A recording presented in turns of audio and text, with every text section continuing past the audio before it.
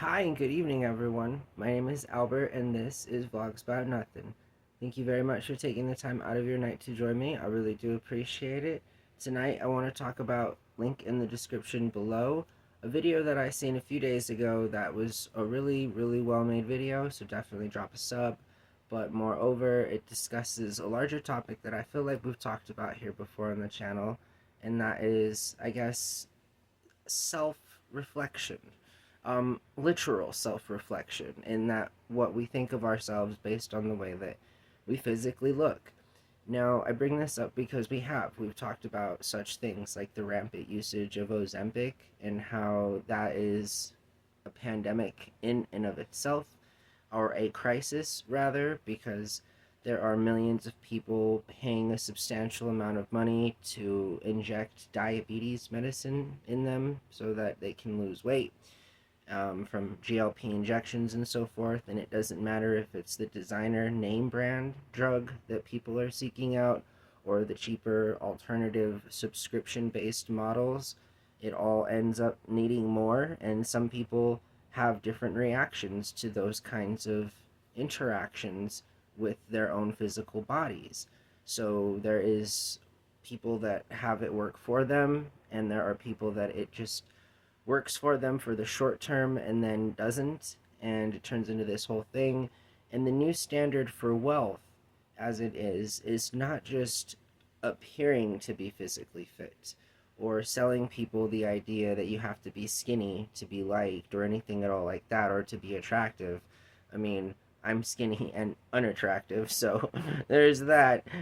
Okay, so all I'm saying is that, for this reason, for those reasons, it's really important that we really talk just for a minute about the importance of the way that we make ourselves feel, and how it is a constant battle, whether we're rich, poor, good looking, ugly, just the aging process, the circumstance of becoming older, it's all the same. And I think that's what I'm trying to say, is that yes, people like Christina Aguilera, obviously, the woman is not looking any younger than she did 30 years ago.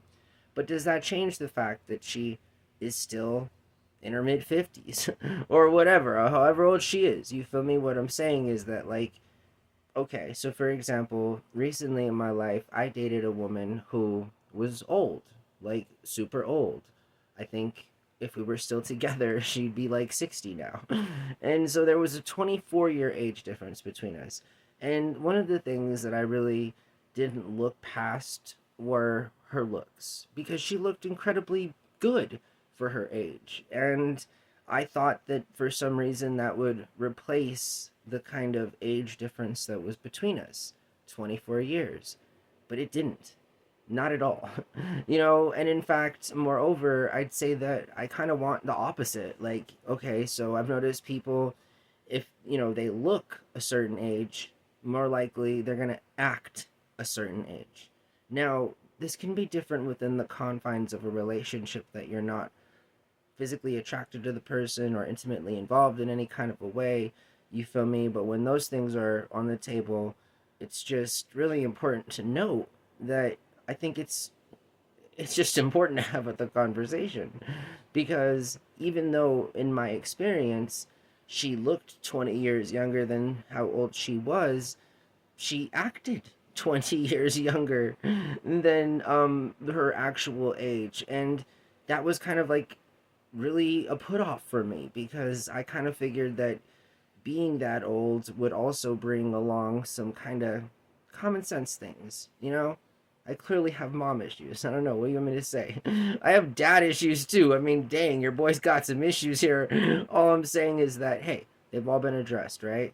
Hopefully, I've gone through my era in life where I've had to date way older women to compensate for my shortcomings growing up as a person, and my experience in life and stuff. I actually think it's hilarious, seriously, because in my experience from being a straight dumb man, you'll often hear within the confines of the dude group or the convo about how women have daddy issues, and this is like a thing. And oh, how ironic that is, You just, my life is full of ironies. And all I'm saying is that, yeah, you know, just like girls have daddy issues, men might also have those same very issues, as it relates to their parental, um, you know, uh, influence or whatever, or lack thereof, or whatever. I'm just saying that,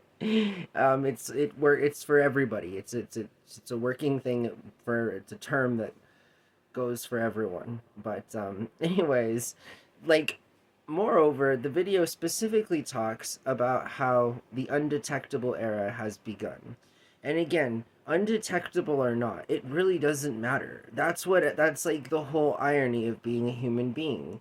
You could be 120 and look 50, but you're still 120. Like, unless you're trying to replace your whole body. Like, I'm not really okay, detectable era or not.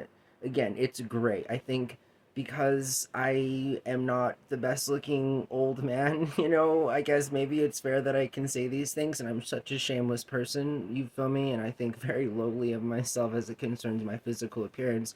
I'm just saying that, like, it doesn't matter how old you are or how old you look.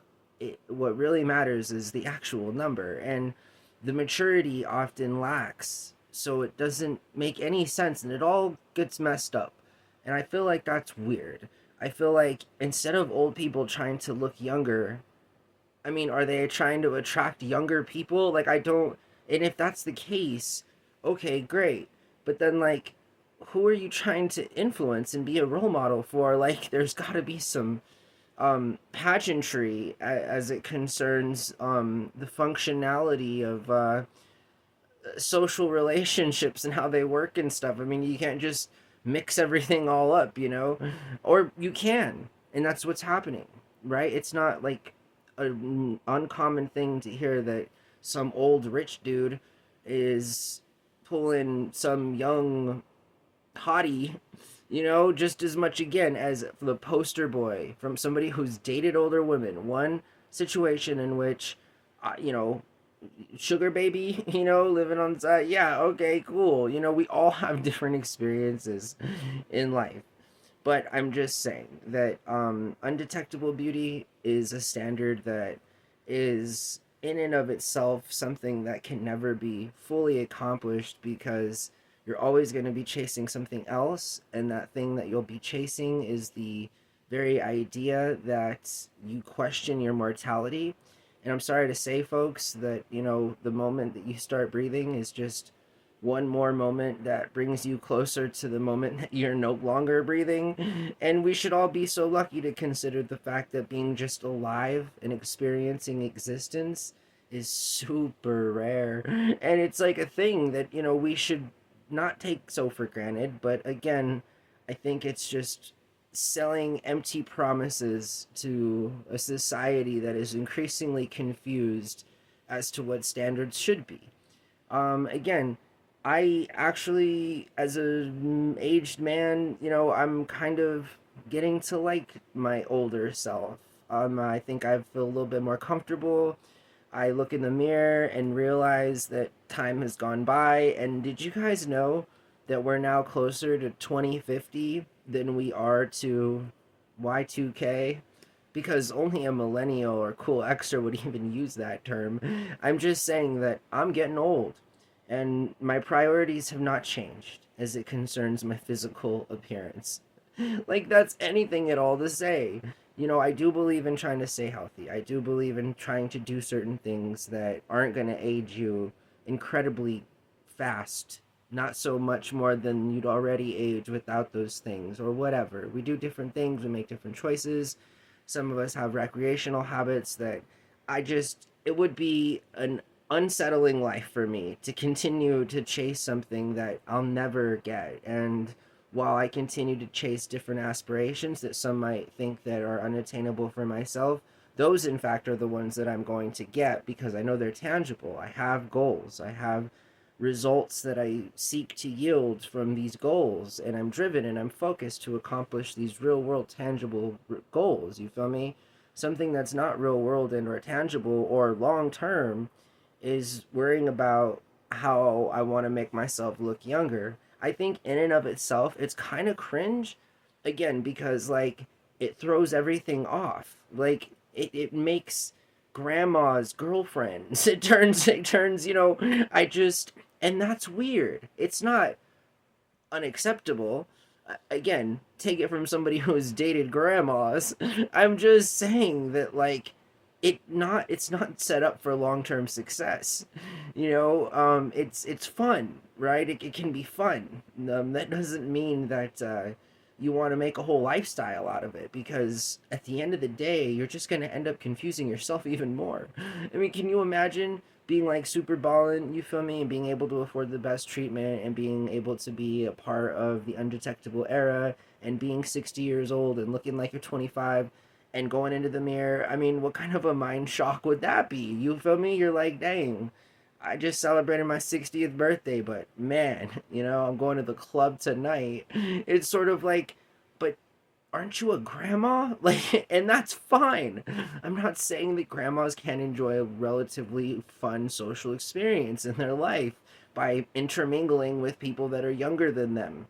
However, it just throws things off a little bit, and I'm not sure if we're all willing and ready and or prepared to handle the consequences of our actions as it concerns investing so much of our time, resource, energy, and motivations to try and look younger, when in fact we're all mortal, and I think even when and if somebody figured out how to live a very long time, it would be unwise. Again, just why? This is not an existential thing. It's just, again, because like, you know the experience is like a one-off kind of thing.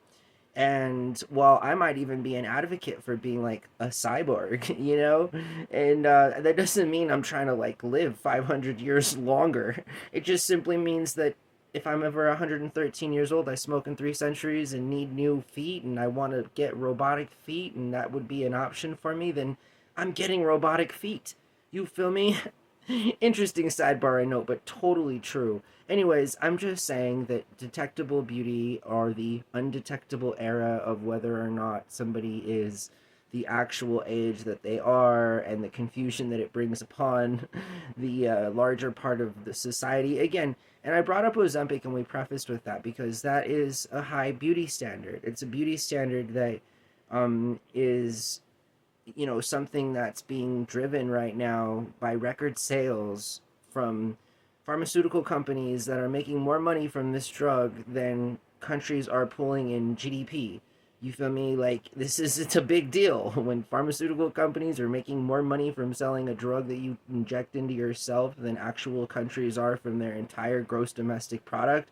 Like, I don't know. The world might be a little unbalanced, because like that's just it's a tough thing to say, but it's entirely true.